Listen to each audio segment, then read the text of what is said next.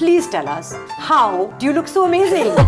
Ghee is my superfood. Girls who have sisters always look better than girls who have brothers. You know? A lot of myths are there. I mean, people, can't have carbs. Biggest myths around. And when you go out and you go to parties and there's buffets, you eat out. So body weight is an imperfect clinical measure of health. I believe nearly half the female population in India is still suffering from malnutrition. The most underestimated aspect in our life is sleep. Oh, you're getting old. You're aging. I'm like, that's life. Buddhi. I'm sitting here because I'm Kareena Kapoor's dietitian. Diamonds are not a girl's best friend. Dal chawal is.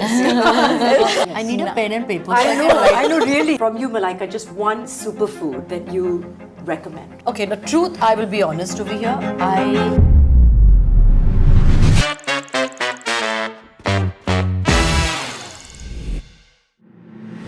Hello and welcome to All About Her, a show where we explore everything about health, wellness and self-care for women. I'm Soha and I'm so excited to begin this journey with all of you. So first, I wanted to answer a question that might be popping into your head. Why this show? So the inspiration really came from my own recent experiences as a woman, be it puberty, pregnancy, motherhood, and even menopause. And I think we are rarely given the right information in one place. And we're often left to figure it out on our own, with fragmented, often conflicting advice. And I wanted to create a space where we can all access clear, reliable, meaningful information about our bodies and about our health. Because I believe that every woman deserves to know how her body works, how to nurture it, and how to feel empowered through each stage of life. So be it nutrition, fitness, mental health, we're going to dive into what's really important, and we're going to try and provide you with the knowledge that you need to live a healthy and a vibrant life. Today we have two incredible personalities. First up, we have the incredibly fit and fabulous Malaika Arora. It's a longer introduction. There's more. We'll come back. In addition to being a celebrated artist, Malaika is known for her disciplined fitness and wellness lifestyle. And she's been a strong advocate of balanced nutrition, mindful eating, and overall well-being. We also have India's leading nutritionist who has redefined nutrition for modern India. She is a best-selling author, a strong voice for local and traditional foods, and the go-to nutritionist for some of the country's biggest celebrities. She's made ghee cool again, and she's reminded us that Grandma's kitchen often has the answers all along. So please welcome Rujuta Diwekar. Thank you. Thank you both for joining me. I think this was when I decided to do this podcast. It was one of the most important subjects for me because they usually say, at least my trainer says, if you get your food right, you get most things right. A lot of people feel that food is medicine, and I think nutrition is one of those fundamental building blocks. So I have lots of questions for the both of you, but I want to start with something that everyone asks me to ask you, if I meet you, is please tell us, how do you look so amazing? She's like, how, what? Just how? How is it? Like, how? Like, really, how is it possible? Because, I mean, I don't even need to describe how you're amazing, how you look amazing, how you carry yourself, your fitness, your wellness, your skin, everything. Just That's very kind of you, Soha. Thank you so much. It's a little mix of everything. I mean, I would like to give a lot of credit to genes. I've never really consulted Rujuta, but I know her philosophy. I know what she believes in and how she goes about, telling people what you should do or shouldn't.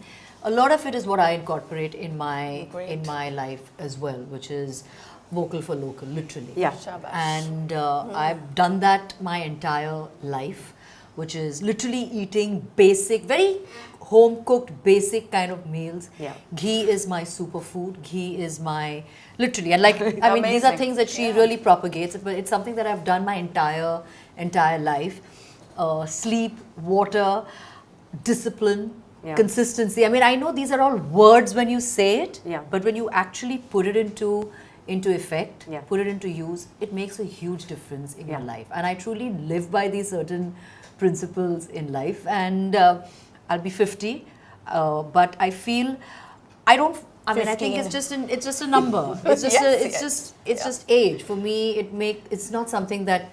And I feel it's very important to do that, and it keeps you on I'm constantly on my feet. I'm doing things, challenging myself to stay above my to stay ahead of the curve. Let's put it that way. So I think all these things kind of really make a huge difference. I mean, I can sit down and tell you, oh, I eat this and I believe in portion control and I meditate and I do yoga. I can tell you all of these And things. we will ask you. Yeah, but to a lay person, it may seem like, oh my God, like that's so just much. too much. Yeah. That's just too much. But you can actually just simplify your life to basic 3 simple rules in life, which is sleep, nutrition, which is eat basic good food, nutritious food, and the other thing is, I think it's just a state of mind. It's very important to have that mind and body connect. So these are my 3 basic rules. So that's amazing, and I want to ask you later how you came up with these rules, whether it was innate or whether there was somebody who guided you along the way, or if this has been a journey and you've evolved. But before that, because this episode is really about breaking down nutrition, and you would be the right person to do that, for lots of people who may not know, what exactly are macronutrients, micronutrients? How does that work? Oh, well, but before that, I want to say something about Please. Malaika, because you asked her, how does she look like the way she looks? So I have a theory, so I think girls who have sisters always look better than girls who have brothers. Wow, I never thought about it. Do I just look basic now? No, so you have good days and bad days. Good days and bad days. I like it. That's one. And I think the other thing is, just the other day I was at her restaurant and it was some 7:30, 8 o'clock in the evening. She was there on her toes, working very hard. And she's a celeb, she's a successful businesswoman. But I think in every venture, just the way she poured her, she pours her heart in and she's constantly working. But yeah, I think that's a huge inspiration. I looked at that and I was like, wow, this is amazing. You start something new and you're present, you're paying attention. I think that's the secret to staying young. Yes. I think so. No, it's true, and I don't want to take away from you guys. It's true, but I noticed this even in my mother, who just turned 80, and I don't think she'll mind me saying that. Incredible. And she was feeling unwell all of last year. She hadn't worked for many years, and then, her movie released, and suddenly she feels healthier. She's, out there, she's working, doing what she loves, and she seems like she's got this new lease of life. Absolutely, because a lot of times people look at a few people and say, "Ye kya karti hai?" Kaam karti hai, dil laga ke. I think, that's probably something that you're missing. In terms of macros and micros, say, Soha, I really feel if you look at it statistically and in terms of data, till there was no profession of, nutritionist or dietitian, people were thin, people were fit because they ate what their mothers asked them to eat. They ate according to their common sense. They ate local, seasonal, traditional. Everyone was fairly fit. Yes. I need a pen and paper. I know, really. Please, Actually. because others I'll have to call for consultation and all that. It's very We will roll this. We have this. I need this, or then you say it on my phone and voice notes. We will keep all of it. So it's like people were fit. Now that you're obsessing about every single thing, ye wala, when I started my profession, I started in 1999, and everyone was like, just avoid fat, okay? So if you're eating pav bhaji, also don't put butter. Yeah. Mid 2000, it is like pav bhaji kha rahe ho to pav mat khao, because carbs left. Now bukhe people not eating pav bhaji at all. So the whole thing is that, dieting is not about deprivation. We just know a few micronutrients, we just know a few macronutrients. There is a lot more left to discover. And probably we will discover that in our lifetime. So more than 2 lakh molecules, we barely know about 2,000. And then we play constantly with 2 or 3, right now if you ask anyone, kya karna chahiye? Protein badhao, magnesium lo, collagen lo. 5 years later, you'll have 3 newer ones. Things, right. So don't get technical with food. Get intuitive with food and eat food that has a name in your regional language or your mother tongue. You're sorted. Yeah. And that's what I love about all the, you constantly giving recipes, you yourself cook, you embrace all of that in your restaurant and in your day-to-day life. But this idea, do you subscribe to having a balanced plate? Do you think about, okay, I'm eating protein, I need some carbs, or I'm going to avoid carbs? Does that factor in? Yes, largely. But again, a lot of myths are there. I mean, people, can't have carbs. Yeah. I find that one of the biggest myths around. And you really need to bust that myth, because people think that you're not supposed to, and then you find them, hairs falling, you're fainting, you can't do work because there is no carb in you, and suddenly it's just depleted you of all your energy. you have to have a little bit of everything. I truly believe in portion control. That is something I really do. I've done this my entire life actually. I mean, people laugh. I rarely eat out on a plate. I always eat in a katori because everything I eat is because that is the size. That's the portion control. The portion that I should eat. I mean, you could have 3 meals a day or 4 meals a day, but I'll only eat that much. But then your katori has to be of a particular size. But katori is not a baby's katori, no? It's not, it's not that little children. It's a decent size katori, but I just feel you eat that, you know that's how much you got to eat, and get up and leave the table. As simple as that. Yeah. Come back later, have a snack or whatever, but stick to your I think this katori control. advice is very good. It's very, trust me, it really, really helps. I'm telling you, because otherwise, in a plate, you don't realize it. You keep serving yourself, you keep adding, you don't realize that. And then before you realize it, you're stuffed. So I just feel this works for me. And this is something that I've from trial and error. And when you go out and you go to parties and there's buffets, do you eat out? Okay, the truth, I will be honest over here. I mean, of course, if I have to go for a dinner, we're meeting friends or somebody's, then I'll go there and I'll enjoy my dinner. But by and large, I'll eat at home before I step out. So that's another thing which I do. I tend to eat my food, I finish my meals by sunset. So I don't really eat anything after that because I feel I have discovered that for my body, it really helps. I need that many hours to digest and to kind of let my body relax, as opposed to sitting at 12 at night and having a late night meal or something, which tends to happen once in a while, which is fine. I do that every once a week or whatever, that happens. But I eat before I step out, and I'm done with my food. You've seen me. We've been out and we've this. So on a night out, I will enjoy my meal. But then I make sure that the rest of the week, then I kind of address it then and balance it out. I want to come to all of that, and people talk about intermittent fasting and what is the right time. I've started eating also early. My daughter eats at 6:30. Nice. And I started eating with her, which is also good bonding time for us. Screen-free time for the both of us. Very good. Not that association of watching something and eating, which is so important to break. I've recently only broken that. I'm still trying. I feel that's the only time I get to. Yeah, I know. That aimless watching and eating. It's just such a. I know, but it's just so joyous. It's so lovely. Yeah. It's your own time. Explain it. Yes. And for the longest time, I only wanted to eat my dessert late at night. Do you eat that chocolate cake? That same skinny chocolate cake every single day. For the last 20 years. For the last 20 years. I think it's only been around for 12 years, but I've been eating it for 20 years. Every single day. And I used to eat it late at night because there's guilt in it, there's pleasure in it, there's also all kinds of negative connections with it. And now I've realized eat it after lunch on a full stomach. My sugar levels are not going crazy. So I've adopted all these things. So first the basics. A lot of people just associate becoming healthy with losing weight. So I know, basically from reading your book, that is not your definition of being healthy. So what is your definition of being healthy and how much of that is related to weight? Actually, nothing of it is now related to weight. That's what the latest in science is saying. In fact, Lancet released in January 2025 new definitions for what is obesity, what is overweight, because the data that we have is inaccurate. I mean, anywhere that you go, they're going to weigh you first, and then they are going to be like, oh, you're overweight or you're obese and stuff like that. But they're redefining all of those categories because we now know people of different ethnicities, genders, age groups and stuff like that are optimally healthy at different body weights. And not just that, even every individual is optimally healthy at a different body weight based on their age.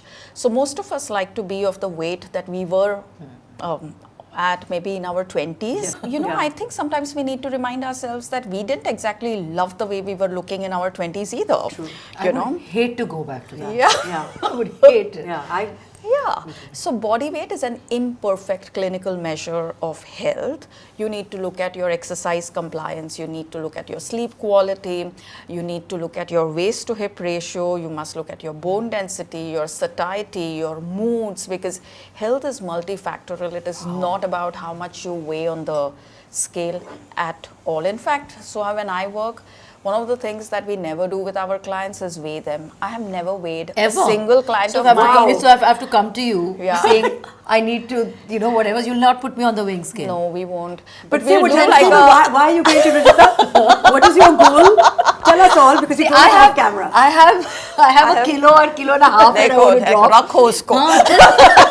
just that 1 kilo, 1.5 kilo that I need to drop. So then you will not weigh me. I'll not weigh you. So then वो कैसे निकलेगा? I'll tell you, You tell Malaika, me you go to the loo and look piss it fab, out. like Yeah, exactly. yeah. We like weighing ourselves and deciding how we are feeling. Of course, if you're feeling dull, bloated, exercise, go back to sleeping on time, hydrate, eat rice, dal chawal, then you begin to feel nice again. Yeah, really, the best.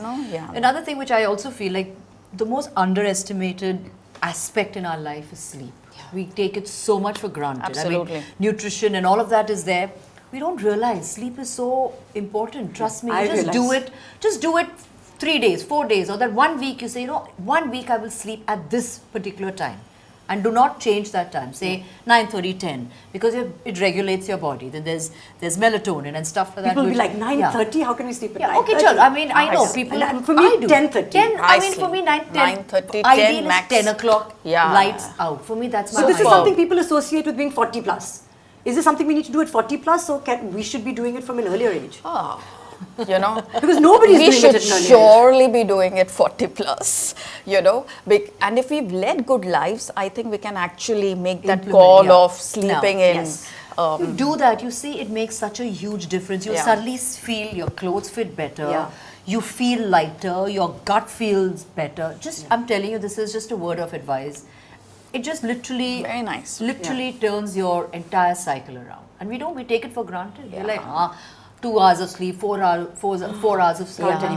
There are a lot of people who do function. In fact, they say we function better on like 2-3 hours of sleep, and I'm like, I don't know. That's called delusion. And it shows on your the face. whole thing is that, the human body just adapts to anything that you put it through. So your baseline gets reset.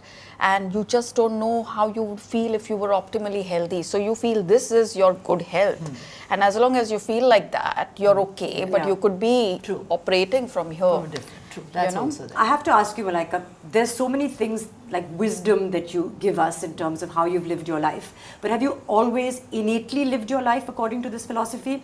I feel like because you're so much in the public eye for also looking amazing, do you feel that some of it is also from the expectation that people have, not just from the industry and your work, but also from just people who expect you to live up to this? I think it gives me that extra impetus. Right. I mean, my work, I feel I need to stay on top of my game. And for me to stay on top of my game, I need to be a certain way, which means I need to be healthy. I need to look a certain way. I need to take care of myself.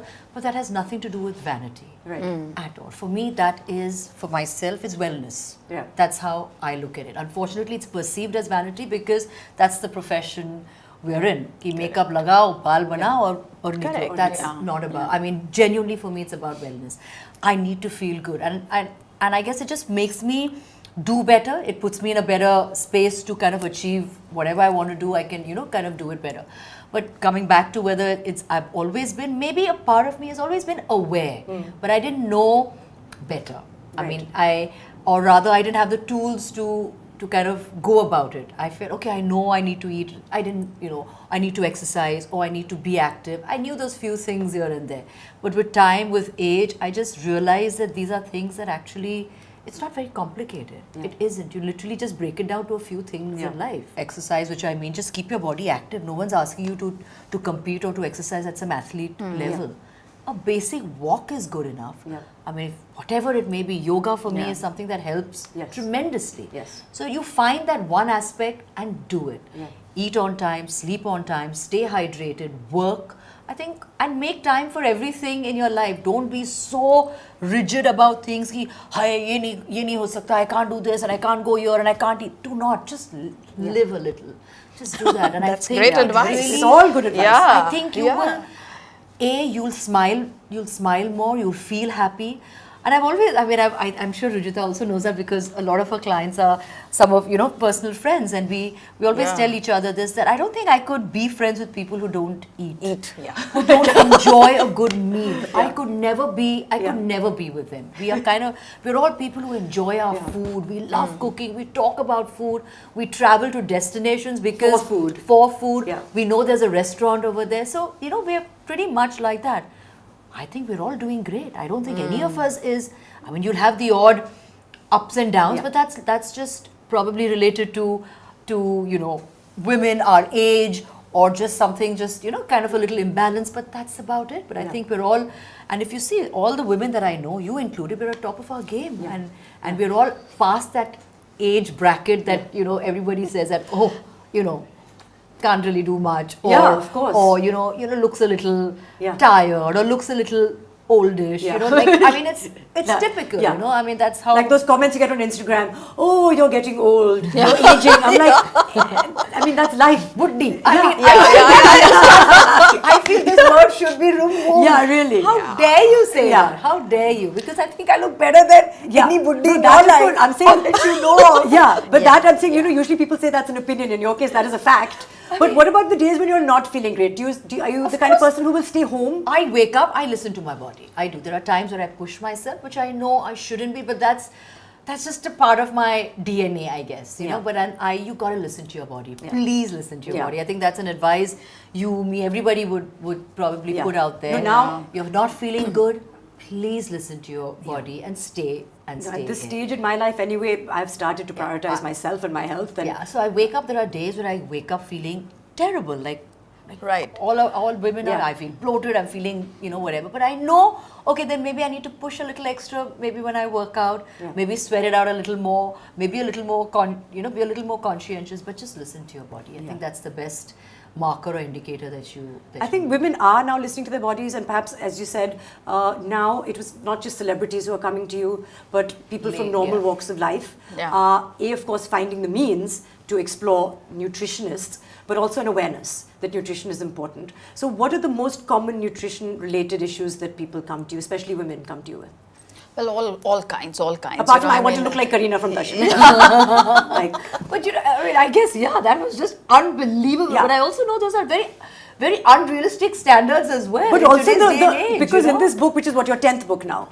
It's like my 10th 10 books down. And, you know, you've spoken about how also, and she's written the foreword, and she's talked about the fact that, you know, her struggle was not how people imagine it to be, where it was one where ghee was a part of it, eating food was a part of it. These are things that are sustainable, long-term approaches and not some kind of fad. Absolutely. So what are the issues that people come to you with? So weight is one of them, hair loss, metabolism, menopause, arthritis, diabetes, recovery from cancer, chemo, all sorts of things, all sorts of things is what people would approach me for. But weight is surely something that is on top of most people's minds, and which is why when you said you must listen to your body, I think that's very, very critical, because what we also know now is that there's a proper phenomenon called dysfunctional exercise, where there are some people who are so stuck up with their workout routine that it's not making them any fitter, stronger, healthier, but they still want to punish themselves in the gym. So there are times where you need to just kind of understand your body. You have to know when to step back. Absolutely. And maybe lay an hour extra in the bed, I mean, we've all earned that. Absolutely. I've been told that men and women have different nutritional needs. We have different bodies. So can you tell us how women might require something different to a man? Well, there are only certain stages in our life where we may need a certain nutrient a little more than what men would. Such as maybe if you were pregnant and folic acid, calcium around menopause. Sometimes iron. Those iron, I mean, anemia. I'm terribly... I've always been low on iron my entire life. A lot of Indian women, Asian women, they say calcium and D3 and iron, they're always deficient. So that's an But issue. otherwise, men and women don't really need to eat very differently, because otherwise it would just make it harder for women to run a house. Oh, yes. You cook the same food, everyone eats the same food. Men just typically eat a lot more than women. And the minute you eat a lot more, if you have higher caloric requirement, it gets met. So men and women don't really have different nutritional needs. Women may sometimes now, unfortunately, just kind of undereat. A lot of women, I mean, on the one hand, we want equality, equal pay, liberty, equal opportunities, all of that, rightfully so. But we will not give ourselves the permission to eat the amount of food that we really want to eat. And now that has led to another kind of an eating disorder, because, earlier it was just like bulimia, anorexia, and now you have this eating disorder called the binge eating disorder, which is women will deprive themselves of the amount that they need to eat, because appetite is a moving entity. You know, you can't always say कि मैं इतना ही खाने वाली हूँ and not, I will not eat the second roti, I'm stopping at one. Right. You have to listen to your body, you have to eat as per your appetite, but women won't, a lot of young girls won't. And then they get into this whole stage of deficiency, you know, towards the end of the day. And then they'll eat all sorts of things that they shouldn't be eating. The colas, the pizzas, the cake, the chocolate. And then they feel guilty about having eaten all of those things. So they again repeat that cycle and then won't eat anything the next day. Just to do the same thing in the night. So, you know, most of us, they say, will fall somewhere in the range of, in that whole spectrum of BED. So everyone needs to watch out. You know, we must eat as per our appetite, and we must know that our appetite will fluctuate. If you're in good company, you can eat. If you're in bad company, you lose your appetite. And some people do stress eating, and some people lose their appetite. Yeah, lose their appetite. So no, I guess you got to listen You to your got to body. Listen to your body. Listen to your body. There is no formula. But also your mind, you know, also speaks. And I feel for food, it's not just about eating. Food is often a substitute for love, for comfort, for security, for nurture, for everything. People turn to food for various reasons, you know. So I guess try your to best also, friend is food at any given point. But maybe try and disassociate the other things. I don't think you can't. You can't. You know, one of the first things that we do when we are born is have our mother's milk. I mean, rote aate hai. You have your mother's milk. You settle. Yeah. Having that sense of connect is important for every single human. Food is nurture, security, love. It is all of those things. I completely So agree. if you ever feel that a cake can pull you out of this kind of a mood, go ahead and do it. If you see yourself doing it even on the 12th or 13th day, seek a therapist. But like one time What is about cake okay. every day? So you should write that book. I have my cake, I eat it, And I have my cake and eat it too. Every day. There's a cake shaped, like a slice of cake shaped hole in my life. No, but listen, it's like, you know, you've made that decision to eat it. I really feel that you eat it out of a decision. It's very different from eating it out of desperation. Yes. You know, I went to a restaurant, I want to try the dessert because I'm here to eat. Yes. You know, I'm not going to go to a restaurant and say, "Main kuch nahi khane wali hu." So then I'd much rather be in my bed sleeping. But food, eating it also allows you to understand people, culture, languages. Food just has so much to offer. It makes us who we are. It allows us to connect. It amplifies our joy. It reduces our sadness. So why shouldn't we use it for all the things that it offers us? I feel like there's so much passion for food across the table. Half of which I relate to, half of which I don't relate to at all. Guys, it's just supremely passionate about I know, I food. can feel it. But I want to say that, you know, there's so much awareness now about nutrition. Correct. But I believe nearly half the female population in India is still, in some ways, suffering from malnutrition. And a lot of that has to do with social economic reasons. Sometimes is pregnancy. So can you perhaps shed some light on that? So see, there are many non-nutritional or non-medical reasons why people are malnourished, you know. So it's identified as social determinants of health, or SDOH. And these are poverty, you know, caste, lack education, not having a secure income. If people are deprived of these kind of things, then you cannot expect them to be optimally healthy. Which is why I think, as people who have kind of had the opportunity to do something with our lives, you know, when it comes to paying taxes, when it comes to lending our voice for more equal distribution of, you know, not just opportunities, but also of good food, like the government of India will do the midday meal, you know, the midday meal, you know, it is keeping kids in school. It is cutting down malnourishment. At our ancestral farm, we do a ragi kheer project, which we've been doing over the last 10 years, where before they go to school, we give them a ragi kheer or a ragi malt, ragi porridge for breakfast. And a lot of kids are now out of this whole malnutrition status, you know, that district is now free of malnutrition, those few villages where this kheer goes. So just small things help. And one of the reasons why we are, we are also like the diabetes capital of the world and stuff But like why that. is that? That's also something I Yeah, read been about it, told. and it was I found that very strange because I was like, I know one thing is population, but the other thing is also, because I also feel a lot of they eat unhealthy. Yeah. I mean, I Snacks, it's the snacks. No, it isn't. It's like this. If you've heard of this, if one student fails in the class, it is the student's fault. If everyone's failing in the class, it's the teacher's fault. So somewhere the we system- need a better policy. I'll have clients who will not walk even like 5 steps in Mumbai, who will go abroad and like naturally walk 10,000, 15,000, 18,000, because you need to build those kind of systems, walkable cities, open green spaces, where people who don't have access to anything can stay healthy. I know, we've been as a told to stay default. the basic healthy. Yeah, the basic healthy. You don't have to be in like a gym or like I said, athlete shape. You don't need that. you don't need But that. they've told us to stay home because AQI is so bad. If you think you're doing something for your fitness by walking in the morning or the evening, you're not. You're better off sitting at home. Yeah, but same thing. Like I totally agree. Like there's so many people, but like, oh God, we have no access to this. I'm like, but you have a park. You've got a road. You can find can. anything. Do it. I said you have a mat in the house. Just Do roll yoga. it out. Roll it out on anywhere and just sit, get some sun, do that. I think that just few little basic Just a shift of things. mindset to that's- prioritizing. Yeah, you have to That's about it. prioritize, and I think you have to keep pushing. A will. For better policy when it comes to health. You have to keep pushing for it. Yeah. You spoke about the fact that you like eating at sunset, and this is something I've also embraced. You've also, I think, if we look up Malaika Arora on the internet, one thing that comes up is intermittent fasting, and that's something that you said works for you. For me, when did you start doing intermittent fasting? How many hours of a gap do you keep, and what do you see as the benefits a couple of of it? years back. Again, I read up about it and things like that, and I said, you know what? It just kind of made a lot of sense.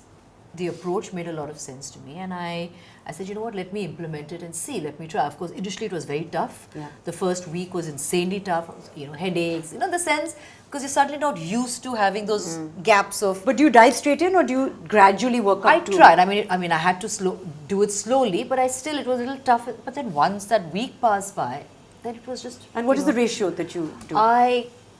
18 hours is. 18 hours? Yeah, 16 to 18 is on an average. I do. I mean, recently I started doing this where I try and, kind of through the day, I try to reduce my solid intake. I get a lot of headaches. A lot of headaches, and initially I thought, okay, maybe it was my sight issue. I needed, my number has changed, or things like that. But I think that it really helped over there. I started feeling lighter. I felt more energetic. I just felt if I did that, and I kind of stopped eating at that sunset at 7. I didn't eat anything after that, but I consumed whatever I needed to in that time. Having said that, I don't do that every day of my life. I don't do it 7 days a week. I believe you do alternate days? I do it alternate days or 3 times a week. I do that because I think anything in excess, because you're shocking your body also at that level, your body cannot handle that because your body is used to eating 3 square meals or 4 square meals a day, and then suddenly you're doing this, it's kind of mixed in its, how to go about it. So I do it thrice a week, and I feel that it really resets and helps me. But what happens if you eat at 6 o'clock and you find yourself awake till 11 and you're really hungry and you know that you won't be able to sleep well because you're sleeping on an empty stomach? What is that one thing that I could eat? That you would eat at night, drink, or like just will you just power through and just go to sleep? I mean, now my body is used to it, but if I feel the need to eat something, I'll have something. Good thing? I'll what have is that something? I may have some soup, or I'll have some nuts. I make the chuda thing at home. Nice. I make it at home, so I'll have a bowl of the thing at night. If I'm really, feeling like I'm feeling uneasy or something like that, then I'll eat that. So basic home stuff, even like khakra and stuff, which is made in the house and stuff, I'll eat that. So I know little things that I can peck on. Yeah. But if I feel like I need to eat something a lot more, then I'll have a roti. Yeah. I'll have some eggs or something like that if I'm really crazy hungry. But otherwise, I always have these things at home. Right. I've read your book. And I think I know a little bit about your take on intermittent fasting. Like your take on most things when it comes to nutrition is a somewhat more not Hitlerian approach, somewhat more relaxed, adapted for your happiness, your sense of well-being, listening to your body. But can you tell us for the people who have not read your book yet, what are your views on intermittent fasting? And I've been told that it may not be the best thing for women who are trying to balance their hormones, especially if I'm in a phase of perimenopause, for example. I'm also having symptoms of headaches and gut issues. Those might be exacerbated by fasting. So how do you know if this is just that initial phase where your body is being shocked, but it'll come into a sense of balance, or that it's not working for you? And what are your views on I don't IF? think that you can ever set yourself on a path of good health by shocking yourself. You know, you don't shock yourself or whip yourself back in shape. You nurture yourself back in good shape and good health, because you want to be in good health for the rest of your life. So your diet has to be something that you can do for the rest of your life till your last breath. And you know, we now have studies which show that staying hungry for many hours can lead to increased incidences of gastrointestinal cancers, and we do know that gastrointestinal cancers are going up. You know, it's detrimental for micronutrient assimilation. So like B12, iron, you know, B6, you could be falling short on all of those things. A sustained way, of course, is to eat at times where you got to figure out how you're working. If you're going to be waking up in Borivali, taking a train to Churchgate, eat and then leave for work, you know. Make sure that you're well fueled for the day, because it's not about looking a certain way, it is about living a full life. That's when you truly feel healthy. Like the way you're saying your mom's at, you know, at this film festival and she's feeling great, because the whole point is to be able to be on your feet, promote your movie, do all the work that you ought to do, because when you do that is when you truly celebrate yourself. And good health is about celebrating yourself on a day-to-day basis, because aur koi bhi nahi aayega apne ko celebrate karne ke liye. You do it for yourself. Yeah, you do it for yourself. And you eat in a way where you feel nurtured, fueled, and not deprived. Right. And see, it's very rich of me to say this. I'm sitting here because I'm Kareena Kapoor's dietitian. You know, that's how everyone knows me. But I say this to her, see, you can't be following a celebrity's diet. You know, you can follow their fundamentals of good work and discipline and all of those things, but you have to eat in a way that your grandmother approves of. You know, your grandmother should not be thinking, Ki kya kar rahi hai? You know, why are you doing this to yourself? So eat in a way that you can live with for the rest of your life. That's the most important Consistency. Consistency. Right. And if your diet has a name, it is bound to fail. You know, Don't call it something. That's based in time. Firstly, I find diet and No, fad. I find these things very. But some people must be coming to you unrealistic. saying, no, I need to look a certain way for a particular role, and that requires suddenly dropping phenomenal amount of weight, sometimes putting on weight also. No, but see, that's an occupational hazard, right? That's an occupational hazard. You accept that, and you are seeking the help of a nutritionist. I think that's silly, you know, because I was speaking to a friend of mine who's a hairstylist, and she was saying, like, see, no one's looking at how good you're looking, because everyone's looking at how bad they are looking. You know, that's unfortunately... Actually, nobody cares about anyone else except for themselves. Absolutely. And everything's now about, you know, what you're looking like on a reel, or what you're looking like. And when people take selfies, they're always unhappy with the selfie that they have clicked. It's so sad, you know, our lack of acceptance of ourselves. And we need to be able to question that, challenge that in our lifetime, because our bodies are going to change. We are going to look different, and looking different is very different from deterioration. You know, I think we need to make that difference between badlav and bigad. Every badlav is not bigad, it's growth. We can't be stuck in our 20s. So what we looked at in our 20s and what there's a marked difference. And what have we achieved since we were 20? No, but I also feel it's amazing how we've kind of, I mean, with every decade gone by, there's a significant change, and I feel it's amazing. I feel it's growth. I mean, I would be like, oh, my jeans that fit me when I was 20 don't fit me now, but that doesn't mean I'm going to starve myself so that it can somehow fit into it. I have to accept that this is what my body is now. There will be certain changes. I'm not going to fit into a size 24 as opposed to a size 28, but that's what it is. But that's a whole other subject about sort of mental well-being and coming to terms with, you know, who you are. It's all linked with food. And also, also, but you know what? The underlying thing is food. Let me tell you, you know, to kind of find that bond. Because let me tell you, people have a very, very, it's a tug of Yeah, it's war. a tug of Yes, war. it is. Love-hate. You know, it's a love-hate relationship that you have with food, Yeah. and the sooner you realize that you need to embrace food, you need to love food, I just feel the happier you are That's going so to be. true. Yeah. Because you're just constantly otherwise in that headspace. And especially women. Yeah. But I just want to say that, you know, every girl should remember that diamonds are not a girl's best friend, dal chawal is. You know? I would say khichdi is my Khichdi best is your friend. best And so much more affordable as well. Yeah, completely. Totally. But Totally. I want to bring it back to, you said intermittent fasting, and there's a huge connection between intermittent fasting and gut health. Yeah. A lot of you said also Yeah. that sense of bloating, and you Yeah. feel lighter, and you feel refreshed in the morning. So is there a connection? And what is your thought on gut cleanses? One thing is gut reset. And one thing is these gut cleanses that a lot of people are doing, all these kinds of really green, yucky, blacky liquids that people are having. I feel like you're not into it. Oh, see, listen, gut cleanse is a new way to wash the age-old guilt of, you know, of having eaten maybe, you know, gut health was called detox a few years ago. Now it's called gut health, then it's called gut reset or whatever. But gut is nothing. It's just your mouth to anus ka system. You know, you now make everything hashtagable. You know, everything is a hashtag or everything is like a keyword. Anything that needs you to clean yourself from inside, if you have to ever pay to do that, that's a scam. Because if you're alive, your body's cleaning yourself all the time for free. You know, your skin, your liver, your kidney, everything. But having said that, a lot of people have issues. You know, they're not able, I mean, whatever, Yeah, not enough fiber or not eating the right kinds of food. So, which means invariably everything in your system is, you know, goes for a But toss. there is no short-term fix. Right. You know, a gut cleanse and all of that is 3 days a week at some farm or whatever, but you need to fix it for good.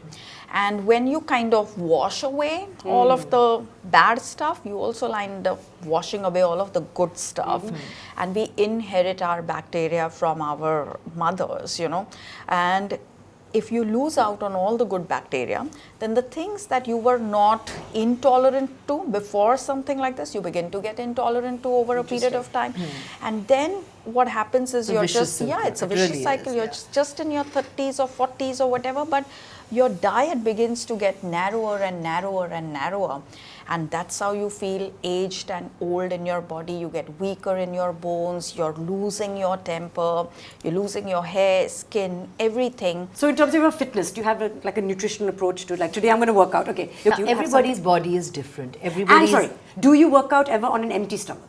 So exactly, Sorry. that's exactly what I was going to come to. Everybody is different. Some people need extra fuel to be able to go and work out, or, you know, put in that kind of time and energy and get that kind of results. Right.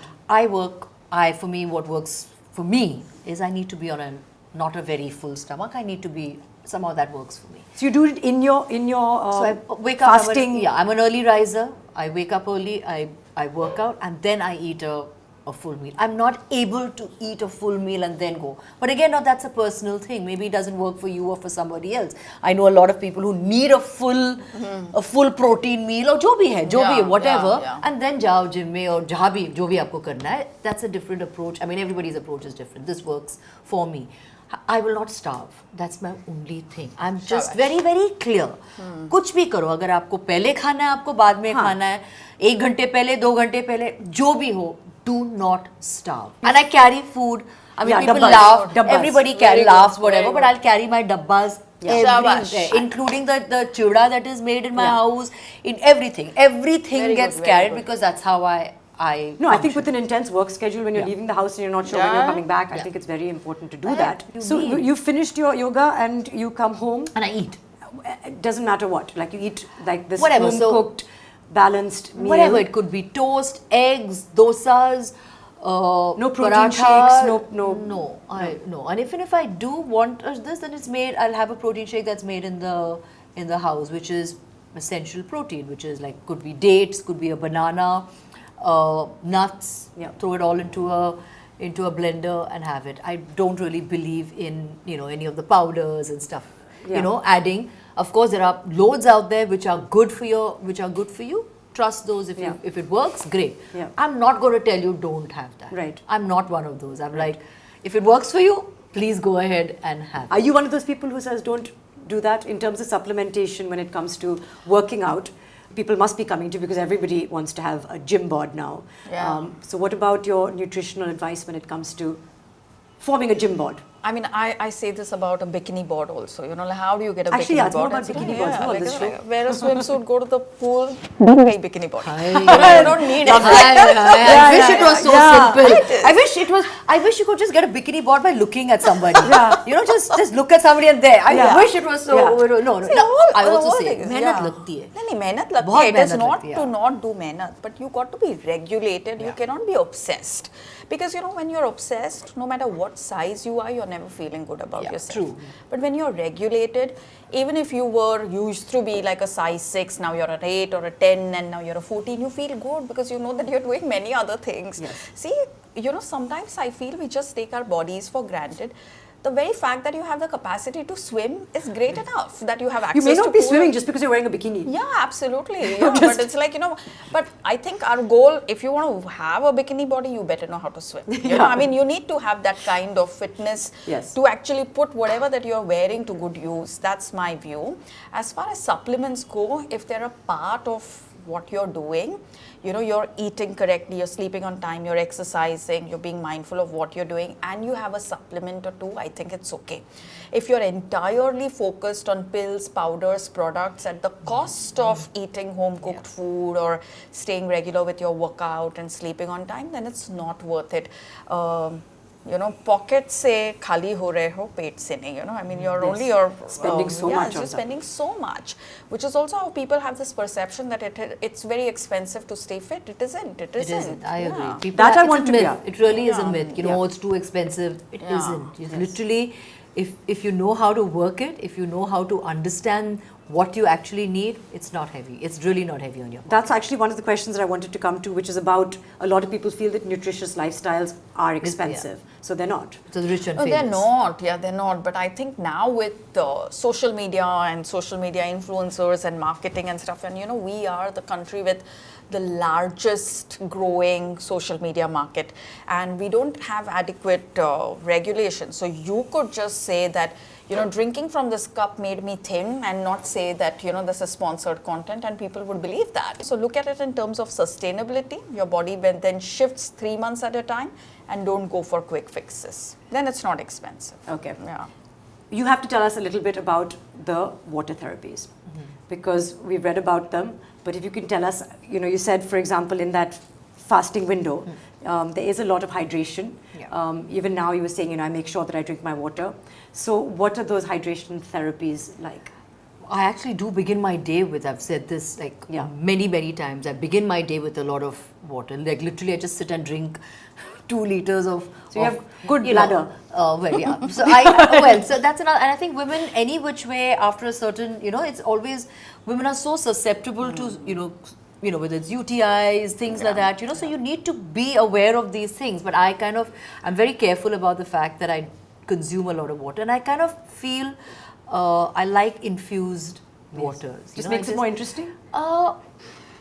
Partly, but I also think it adds to a little more to the hydration. So whether it's you kind of infuse it with cucumber, or whether you infuse it with mint, it definitely has a better taste than just plain water. Of course, there's nothing better than just plain H2O. water, Drink that as much as you can.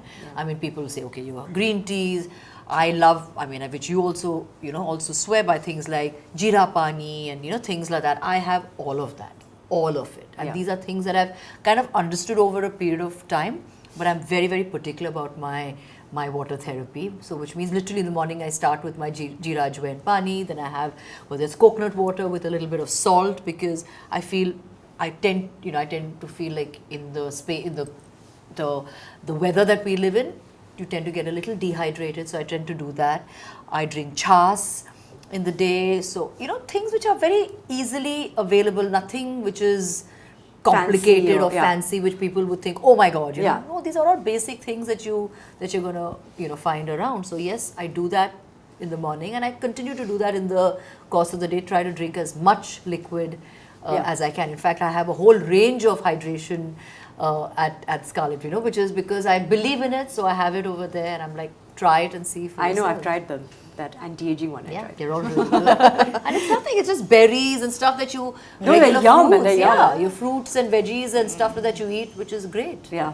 Talk to me a little bit about veganism, because there's a big, you know, I don't want to call it a fad, but there's a I big... was. Were For you 2 for years. how long? For 2 years. Two and a half Kunal years. also, I remember, was vegan for about a year, and then he switched. Maybe it's one of these things that are not sustainable, and therefore people do it for a period of time, and then they go back to embracing. They become vegetarian, or they become less inflexible about certain things. My take on veganism is that if you're making that switch for sustainability or environment, then it's probably not a very well-informed switch, because you could be sustainable and living within your ecological means even if you were eating meat, you know. I mean, Soha, for example, here in Maharashtra, most people will give up on eating meat during the month of Shravan.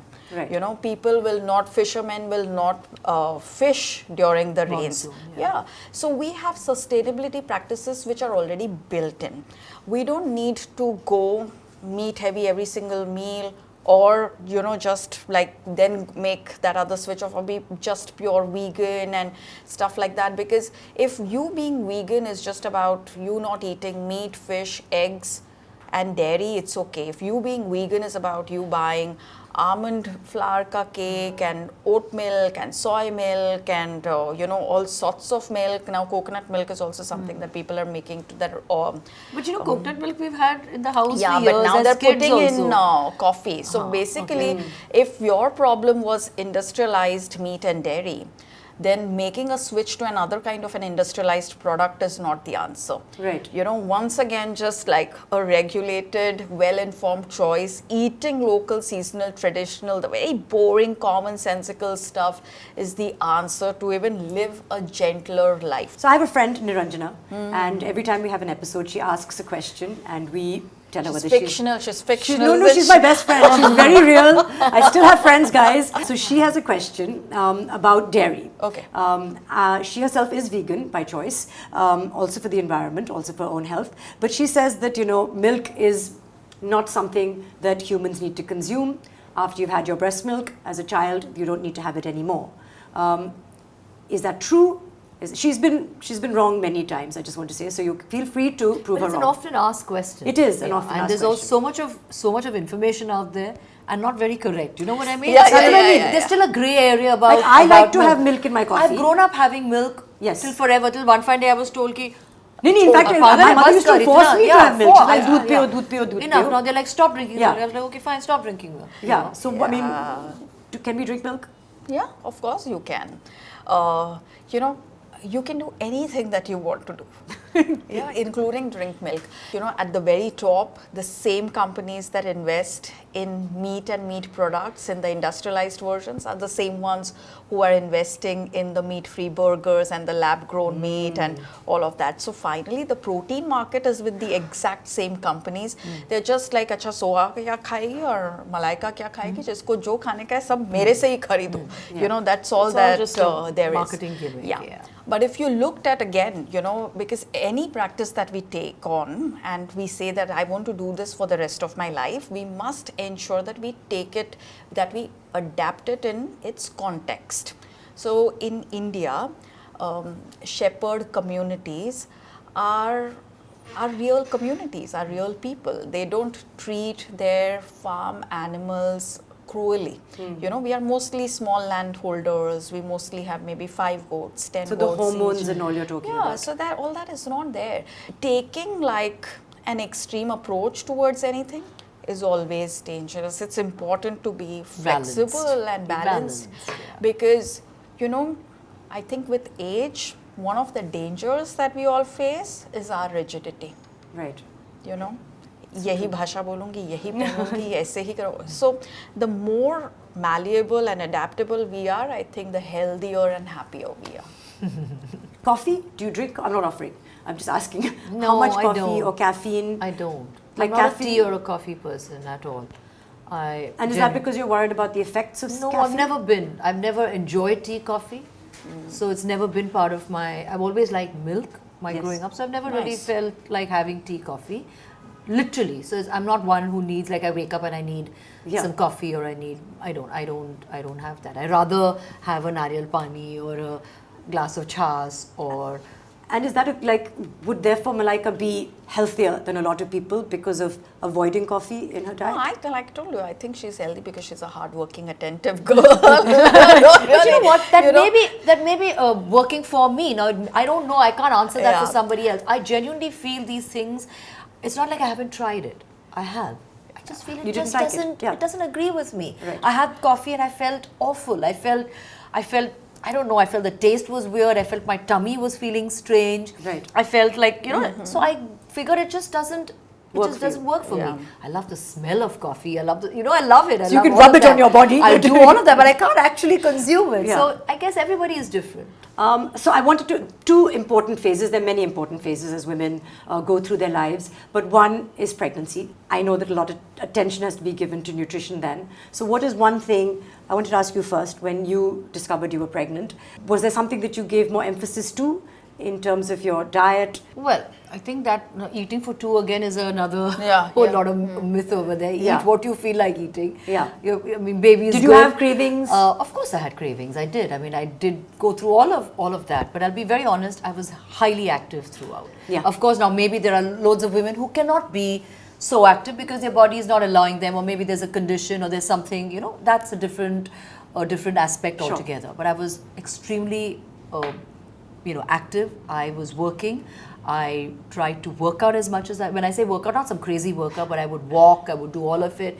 Yoga, I did all of it through my pregnancy. So I think that really helped me kind of mentally, physically stay fit. I didn't gain too much weight. Yeah. I was a decent weight. I didn't go crazy eating. Just a lot of women feel that this is a one time. Yeah, let me just let loose, and then you're suffering after because then you've put on some 40, 50, 60 kilos and you just can't drop it. Yeah. So I think just do it in moderation. You don't have to go crazy. You know, I just feel, and I did that. I think the most important thing for me was I ate right, healthy, but I was very active. Yeah. So I did my walks twice a day. I would try to swim. I would do all of that. So I think that really. Yes. It really helped me, later after my son was born. I mean, I don't think at that point your pregnancy journey would have been so hyper-documented on Instagram. Nothing was documented. Nobody knew. Yeah, I was working throughout. Till my 8th month I was working. But now we have examples of women who are working. And it's amazing which is great, which is fantastic. Yeah. The pregnancy part, is there something that you can do to help you get pregnant in terms of nutrition? Does eating eggs help you have better eggs? Wow. A question you might never have been asked. Is that true? No, Is that true? No. Of course it's not true. No, it's not true. There are Ninna, many stop women, asking such silly questions. Yeah, there are many women who have never eaten eggs who have very good egg quality. So, no, I think just is there a magic ingredient? Yeah. Love. Ooh, see? Seriously. There is no magic ingredient. But then they say, like eat these kind of foods, consume. For getting pregnant. See, grandmothers tell you then, grandmothers tell you कि ये खाओ फिर हो जाएगा. No, but that advice is mostly about laddus. Yes. So you're eating food which is dry fruits, millets, pulses, and ghee and jaggery or sugar. It ensures that you are meeting your calorie requirement, you're getting all of your micronutrients, and when both those things happen, your hormones are in a good place, you're naturally fertile, and then if you decide to have a baby, you could actually have one. Right. Okay. And then fast forward to menopause. Which we all know. Which we all are becoming familiar with. We're all there. We're all touching it. Where I'm certainly becoming very familiar with perimenopause, which I've discovered can last forever. Apparently, comes with about like 10 years and stuff like that. Yeah, scary. And about 500 symptoms of perimenopause. You can be like, oh, this, it's all. Yeah, it's scary. Could be perimenopause. Are there foods that could help you along the way? So again, plenty of foods, but again, quite commonsensical. So nuts, dry fruits, especially like black What is the good raisins. nut? So Not all the nuts are good. all nuts are All good. nuts are good. In certain times of your period No, and stuff like that is not proved. Nuts That are is good. not. That is not sunflower. proved. That is different. not Okay, this is Seeds, Niranjana's other sunflower, question. yeah. Niranjana swears What's it by called? Nut cycling, right? Seed cycling. Seed cycling, sorry. Seed Seed cycling. cycling, yeah. See, I just feel like these are hyped up versions of the chutneys that we always had. You know, we had the til chutney, we had the coconut chutney, you have, you know, the gunpowder. We've always had all of these chutneys. Now that we are not eating in a wholesome manner and losing touch with our cuisine, we are introducing it in like, no? So it's rather you pick up a handful of nuts and run. Chutney Exactly. banana padta hai na. At least this you don't need to do, just pick it up and you go. Yeah, पर अगर चटनी नहीं बनाएंगे और उसको रोटी या rice के साथ नहीं खाएंगे तो सारा nutrients नहीं मिलेगा. You know, so just because a seed has a certain nutrient, consumption is not going to ensure assimilation. You know, I think we need to understand that. It needs to come as a whole package for our body to be able to break down, pick up the nutrients, deal with the anti-nutrients and actually have the nourishment that it deserves. So dry fruits, nuts, legumes, all sorts of legumes, so like choli, rajma, kurd. My mouth is watering now. मुझे घर जाना है. I want to eat खाना now. Yeah, usars, you know, like all, We're all almost those, done, guys. Yeah. I need food right now. Drink some water. Hydration. Millets like rajgira, you know, ragi, all of the having Is them. jowar at least- also millet? Jowar is Jowar, also bajra, millet, all yeah. of them, yeah. So eating them at least 2-3 times in a week. The root vegetables, which we've kind of forgotten now. So the arbi, the suran, the sweet potato, you know, unki sabziyan, unka kees and stuff. So have that. And exercise, make sure that you're not losing out on your bone density. You know, I think if there is something which can ensure that you mitigate like the perimenopausal and menopausal symptoms, it is the ability to keep your bone density, to keep your musculature. So don't fall short on nourishment, don't fall short on exercise, make room for adequate rest and recovery. Right. Yeah. So as we draw to a close, I think this episode, which my main takeaway has also just been that there's no fast track approach. Yep. There's no fad-based diet. If your diet has a name, then it's rubbish, Bound throw to it fail, out. yeah. You know, eat local, eat seasonal, and eat that ghar ka khana, Yeah. and really don't Eat look for traditional, shortcuts. yes, Absolutely. yes. But Absolutely. we do like shortcuts. We do like some kind of quick solution. So from you, Malaika, just one superfood that you recommend. Ghee. Shabash. Without a doubt.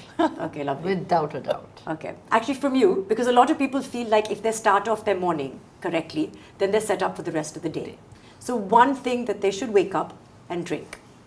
Pani, you know, just a regular glass of water, I think that's good enough. But what about the haldi? What about the honey? What about the pepper? What about the lemon? What about all of those things? I have all Yeah. of that now. But I just need little garam pani. Yeah. I like that. Like little hot, warm water is always a We great way have to start lots of my that day. on the set.